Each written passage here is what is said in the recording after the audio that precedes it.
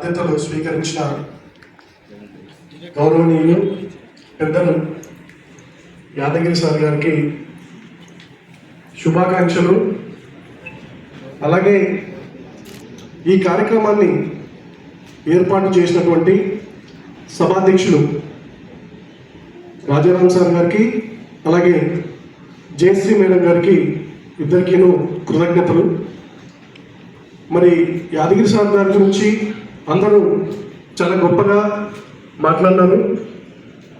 అవన్నీ కూడా ఆయనకు నిజంగా దక్కాల్సినటువంటి గౌరవాలే. నేను ఒక విషయం చెప్పదలుచుకున్నాను. దాదాపు 40 సంవత్సరాల తర్వాత కర్నూలులో ఒక కమ్యూనిటీకి సంబంధించినటువంటి ఒక వ్యక్తికి టికెట్ వచ్చి ఈరోజు ఎంపీగా పార్లమెంట్లో ప్రమాణ స్వీకారం చేశారంటే దాని వెనక మా యాదగిరి సార్ ఉన్నారు. ఎందుకంటే యాదగిరి సారు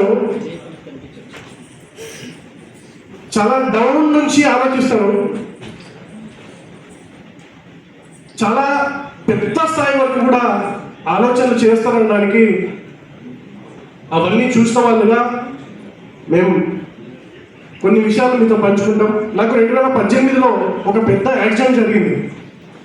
యాక్సిడెంట్ జరిగితే నన్ను యాక్సిడెంట్ నుంచి బయటపడేసింది మా డాక్టర్ లక్ష్మీప్రసాద్ సార్, అలాగే మా అన్న జోషి అన్న, అలానే మరి రామకృష్ణ అన్న, ఇదంతా ఉంటే కూడా యాదగిరి సారు అప్పుడు ముంబైలో ఉన్నారు.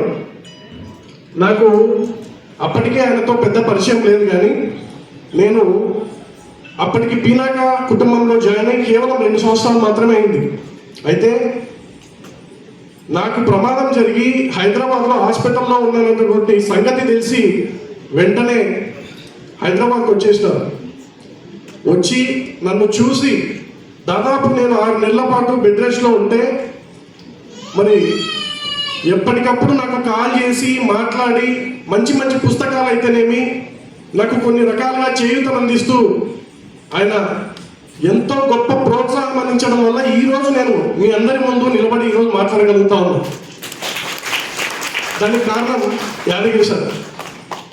అలాగే ఆయనను మేమెంత ప్రేమిస్తామంటే ఒక 500 మంది ఉద్యోగులను మా డాక్టర్ లక్ష్మీప్రసాద్ సార్ తన హాస్పిటల్లో 500 మంది ఉద్యోగులు ఉంటారు. ఆ 500 మంది ఉద్యోగులు కూడా సార్ ఒక కన్సల్ట్గా చేస్తే మొత్తం కంట్రోల్లోకి వస్తారు. అట్లాంటి డాక్టర్ లక్ష్మీప్రసాద్ సార్ కూడా యాదగిరి సార్ చెప్పినాడు అని ఏదైనా విషయం చెప్తే ఆయన చెప్పినాడంటే ఇది ఫైనల్, దీన్ని ఫైనల్ చేసేద్దాం అని అంటాడంటే మాకు ఆయన మీద అంత గౌరవం, అంత నమ్మకం. మరి ఈరోజు ఆయన ఒక గొప్ప పదవిని చేపట్టినాడు. దీనికి ఖచ్చితంగా మనందరం సంతోషించదగ్గ విషయం.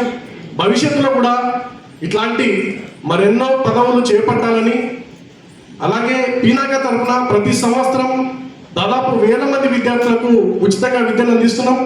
ఇది భవిష్యత్తులో మరింత విజయవంతంగా కొనసాగాలని చెప్పేసి కోరుకుంటూ నాకు ఈ అవకాశం ఇచ్చిన రాజారాం సార్ గారికి, జయశ్రీ మేడం గారికి మరొకసారి కృతజ్ఞతలు తెలియజేస్తూ ముగిస్తున్నాను. Thank you. Thank you very much.